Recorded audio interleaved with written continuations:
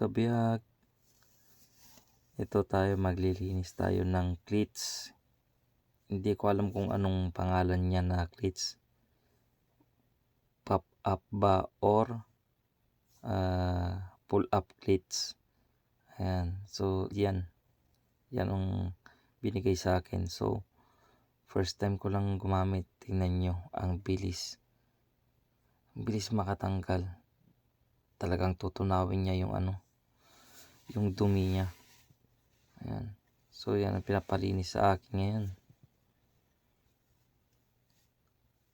Kala ko mahirapan ako kanina magtanggal niyan. Yan lang, ingat-ingat lang tayo dito kasi sobrang lakas niyan.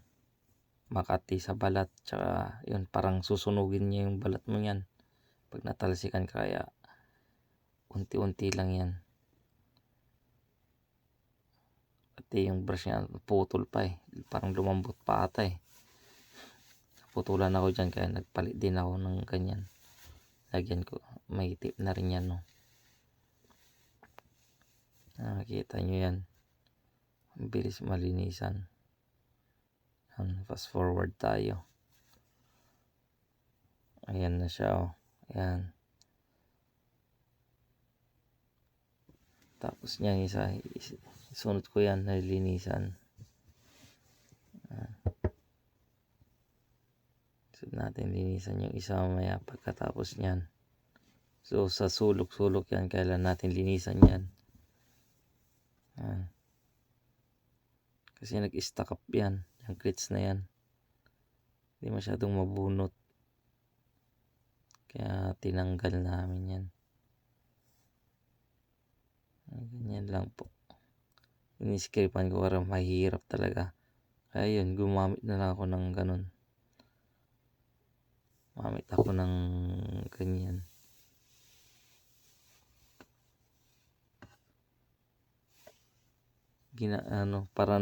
Parang ano yan, yung ganyan. Sinearch ko lang yan sa Google Lens. Tutok-tutok kong ganyan.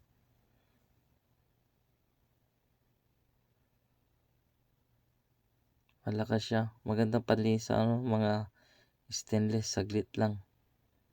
May dumikit na may kalawang banano doon. At saka yung mag-asin-asin, saglit lang. Yung marka-marka na yan, saglitan lang yan. Yan, oh. Bubula-bula yun.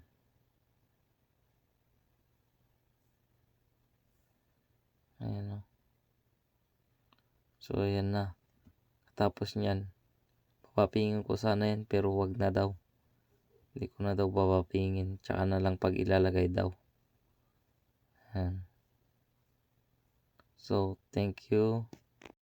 Sana po nagustuhan nyo tong video na to. Ayan po yung natapos na ko nalinisan. Thanks for watching po ulit. Ingat po palagi. God bless po.